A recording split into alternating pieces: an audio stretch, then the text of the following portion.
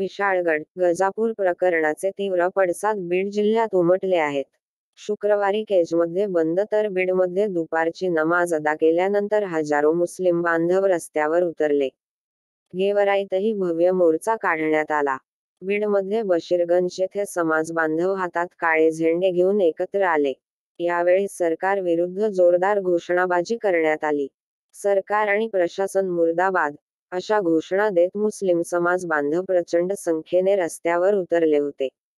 हातात तिरंगा ध्वज आणि निषेधासाठी काळे झेंडे, डोक्याला काळ्या पट हलंत या मात्रा बांधून रस्त्यावर उतरलेल्या समाज बांधवांनी कोल्हापूर जिल्ह्यातील विशाळगड गजापूर येथील हिंसाचाराचा निषेध नोंदवला.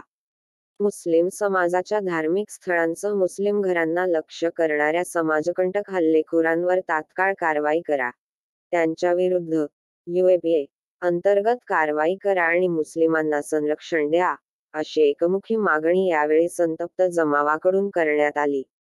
शहरातील बशीरगंज चौकात MIM च्या वतीने शुक्रवार दुपारी 2 वाजता विशाळगड, गजापूर हिंसाचाराच्या निषेधार्थ निदर्शने करण्यात आली.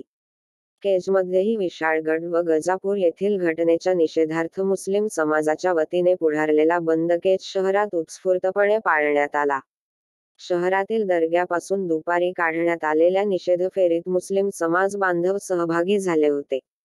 यावेळी राज्य सरकार व प्रशासनाविरोधात दिलेल्या घोषणांनी शहर दणाणून गेले होते. दर्ग्यापासून निघालेली निषेध फेरी आंबेडकर चौकातून मुख्य रस्त्याने तहसील कार्यालयात धडकली.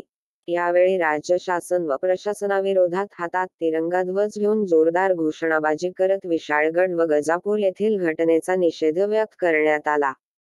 त्यानंतर तहसील कार्यालयासमोर धरणे आंदोलन करण्यात आले. यावेळी मुस्लिम समाजाच्या वतीने नायब तहसीलदार आशा वाघ यांना मागण्यांचे निवेदन देण्यात आले.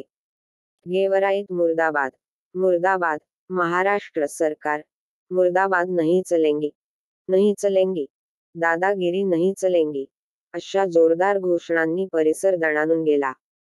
शहरातील छत्रपती शिवाजी चौक ते तहसील कार्यालय परिसर समाज बांधवांनी दणाणून सोडत गजापूर येथे झालेल्या अमानुष हल्ल्याचा तीव्र शब्दांत निषेध व्यक्त केला. या हल्ल्यात नुकसानग्रस्त लोकांना तात्काळ मदत करून घटनेला जबाबदार असणाऱ्यांना अटक करून न्याय द्यावा. या मागणीचे निवेदन प्रमुख राजकीय नेत्यांच्या उपस्थितीमध्ये तहसीलदार संदीप खोमने यांना देण्यात आले.